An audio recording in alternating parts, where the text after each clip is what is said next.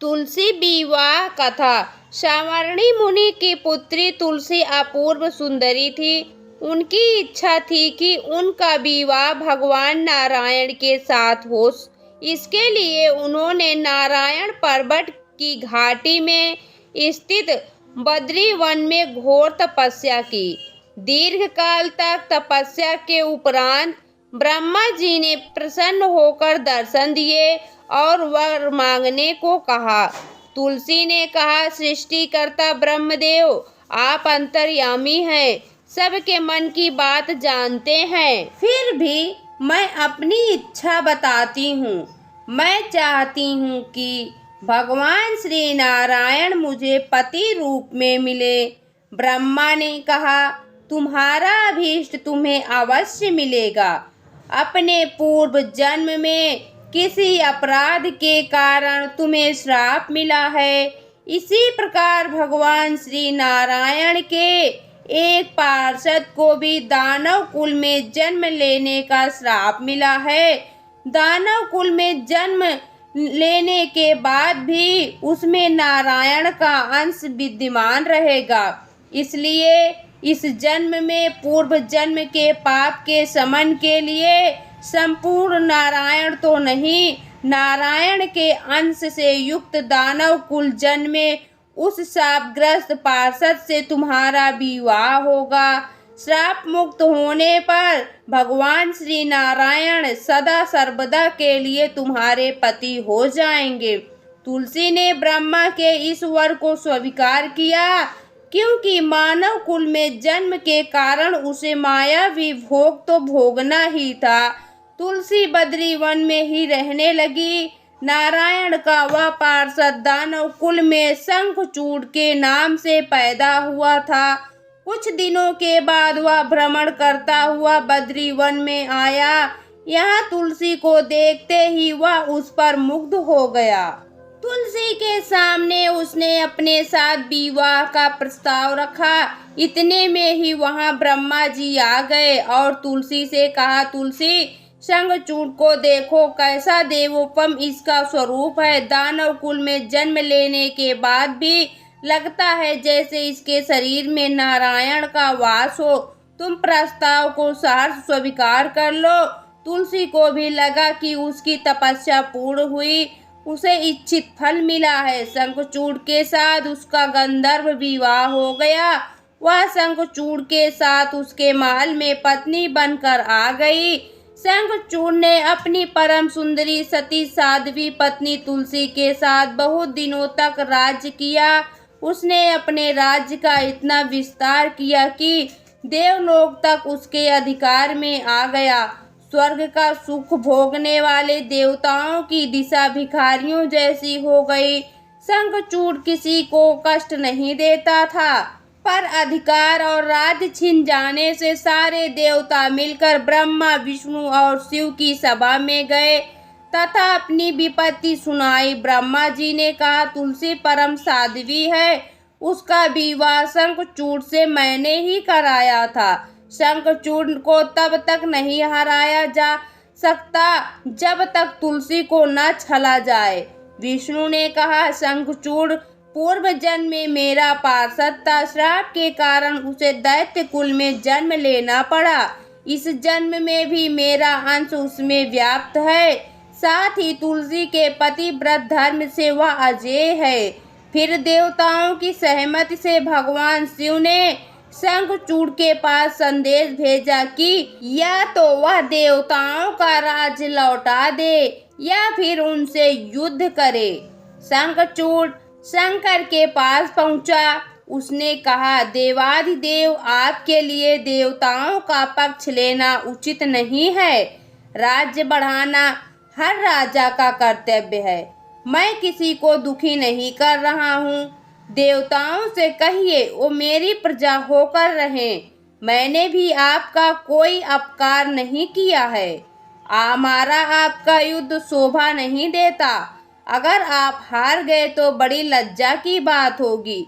मैं हार गया तो आपकी कीर्ति बहुत अधिक नहीं बढ़ेगी। भगवान शंकर हंसे। वह तो सब रहस्य समझते थे।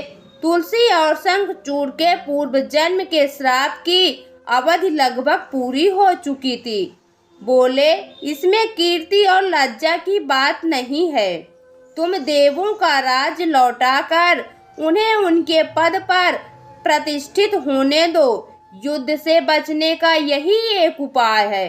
शंखचूड़ ने कहा, मैंने युद्ध के बल से देवलोक जीता है, कोई उसे युद्ध के द्वारा ही वापस ले सकता है। यह मेरा अंतिम उत्तर है, मैं जा रहा हूँ। ऐसा कहकर शंखचूड़ चला गया। उसने अपनी पत्नी तुलसी को सारी बात बताई और कहा, कर्म भोग सब काल सूत्र में बंधा है। जीवन में हर्ष शोक भय सुख दुख मंगल अमंगल काल के अधीन है। हम तो केवल निमित्त हैं। संभव है भगवान शिव देवों का पक्ष लेकर मुझसे युद्ध करें। तुम चिंता मत करना, तुम्हारा सती तेज मेरी रक्षा करेगा। दूसरे दिन भगवान शंकर के नेतृत्व में देवताओं ने युद्ध छेड़ दिया। शंखचूड़ ने भीषण बाणों की वर्षा कर उनका वेग रोका। उसके प्रहार से देवता डगमगाने लगे। उसने दानवी शक्ति का प्रयोग कर मायावी युद्ध आरंभ किया। युद्ध स्थल पर वह किसी को दिखाई नहीं देता था, पर उसके अस्त्र शस्त्र प्रहार कर देवों को घायल कर रहे थे। देवगण अपने अस्त्र चलाएं तो किस पर चलाएं, क्योंकि कोई शत्रु सामने था ही नहीं। कई दिनों तक इस तरह भयंकर युद्ध चला। शंखचूड़ पराजित नहीं हुआ। तब शिव ने विष्णु से कहा, विष्णु कुछ उपाय करो, अन्यथा मेरा तो सारा यश मिट्टी में मिल जाएगा। विष्णु ने सोचा, बल से तो शंखचूड़ को हराया नहीं जा सकता, इसलिए छल का सहारा लेना होगा। उन्होंने तुरंत अपना स्वरूप शंखचूड़ जैसा बनाया और अस्त्र शस्त्र से सज्जित हो तुलसी के पास आए। बोले, प्रिय, मैं युद्ध जीत गया। सारे देवता भगवान शंकर समेत हार गए। इस खुशी में आओ मैं तुम्हें अंग से लगा लूं। पति को प्रत्यक्ष खड़ा देख तथा विजय का समाचार सुन वह दौड़कर मायावी शंखचूड़ के गले से लिपट गई। इस प्रकार पति पत्नी दोनों ने आलिंगन हो खूब खुशी मनाई। पर पुरुष के साथ इस प्रकार के व्यवहार से उसका सती तेज नष्ट हो गया। उसका सती तेज जो शंखचूड़ की कवच के रूप में रक्षा कर रहा था, वह कवच नष्ट हो गया। शंखचूड़ शक्तिहीन ही हो गया। यह जानते ही भगवान शंकर ने अपने त्रिशूल से प्रहार किया। त्रिशूल के लगते ही शंखचूड़ जलकर भस्म हो गया। शंखचूड़ के मरने को जानकर विष्णु अपने असली रूप में आ गए। सामने अपने पति शंखचूड़ के स्थान पर भगवान विष्णु को खड़ा देख तुलसी बहुत विस्मित हुई। उसको पता लग गया कि स्वयं नारायण ने उसके साथ छल किया। क्रोध में आकर उसने श्राप दिया कि एक सती स्त्री का सतीत्व भंग करने के अपराध में तुम हृदयहीन पत्थर हो जाओ। विष्णु ने तुलसी के श्राप को शिरोधार्य कर कहा, देवी, तुम्हारे तथा शंखचूड़ के कल्याण के लिए मुझे ऐसा करना पड़ा। तुम दोनों को शाप मुक्त करना था। तुम भी अब शरीर त्याग कर तुलसी वीरवा के रूप में जन्म लोगी और मेरी पूजा तुलसी दल से होगी।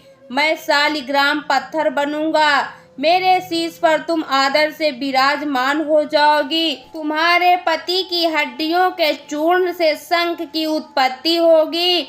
उस शंख ध्वनि से देवताओं तथा मेरी पूजा आराधना होगी। जहाँ शंख ध्वनि होगी वहाँ मंगलमय मैं विराजमान रहूंगा। तुमने पूर्व जन्म में बद्री वन में मुझे पाने के लिए बड़ी तपस्या की थी। अब अगले जन्म में मैं नारायण प्रस्तर के रूप में बद्रीनाथ वन में स्थापित हो जाऊंगा और मेरी पूजा अर्चना फल फूल से न होकर तुम्हारे तुलसी दल से होगी। मेरे शीश पर विराजमान होकर तुम मुझसे भी ऊंचा पद प्राप्त करोगी। दोस्तों, आपको यह पौराणिक कहानी कैसी लगी कमेंट बॉक्स में ज़रूर बताएं। वीडियो को लाइक करें, शेयर करें और हमारे चैनल को सब्सक्राइब करना न भूलें। वीडियो देखने के लिए आपका बहुत बहुत धन्यवाद।